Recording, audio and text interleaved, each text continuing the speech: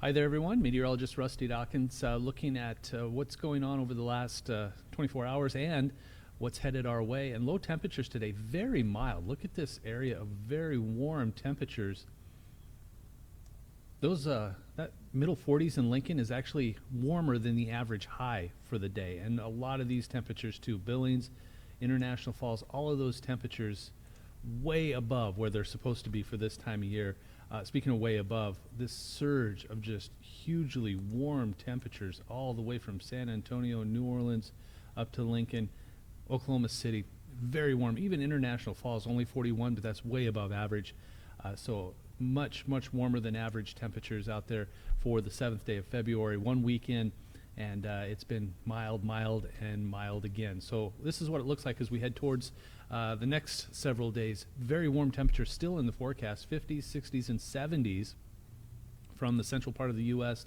south, but some colder air trying to push in.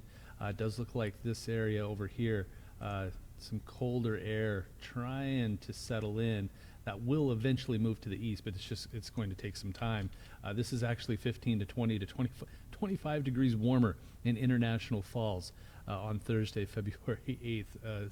25 degrees warmer than normal for the northern part of Minnesota. Then afternoon temperatures on Friday, cooling off. You can see we've got a little bit of a frontal boundary here, some colder air from here, and then circling the western half of the U.S., but still very mild for the rest of the eastern half of the U.S. So still very warm, but things are starting to change as we head through the rest of the week and into the weekend. But again, this is much warmer than it's supposed to be for the eastern half of the side, 10 to 20 to almost 30 degrees warmer than average. Indianapolis, 25 degrees above average on Friday, but some cooler air to the west, 5 to 10 degrees colder than average for the western half of the U.S.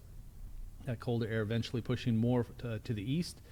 Notice still very warm from San Antonio, New Orleans, Tampa, but colder air starting to push into the center part of the U.S., and that will continue as we head through the weekend. So things are starting to get back to normal a little bit, maybe even a little below average for the western half of the state, still a little above average for the eastern side of the U.S. What's happening here? Well, we've got the jet stream, the upper level, the 250 millibar area. This is cooler air, not cold. The cold is still way up here, but the cooler air, the more normal February air is starting to push in. Jet stream dipping down, still very warm up here as we head through Thursday, and then this just all kind of levels out. It's got some zonal flow going on. That typically means some average temperatures. Notice the very pink colors up here, way up to the north, way up here.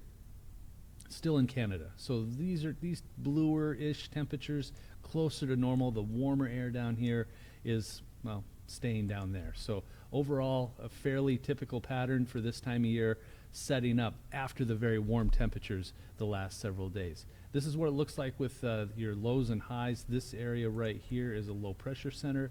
This is going to give us the cooler temperatures as the days progress. This will move to the east, and then some over here, some high pressure, and then some high pressure here.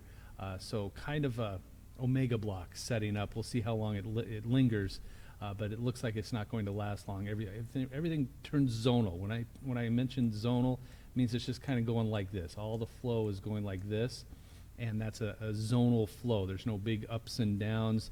Usually means that we're going to see a relatively quiet weather pattern. So we'll see what happens. Watches and warnings. There are lots of winter storm warnings, winter weather advisories.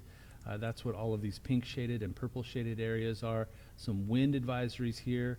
A lot of wind moving in from the south. That'll keep us warm through the rest of the week, and then some cooler air will come down from the north as winds start to shift. But overall, snowy forecast for parts of the upper elevations, and that's really, you're going to see all the snow right through here, changing to rain. Look at that rain it's trying to push in, and then another weather system over here moving into an area that does not need any kind of precipitation. Let's zoom into that area. Look at that. This is Wednesday afternoon.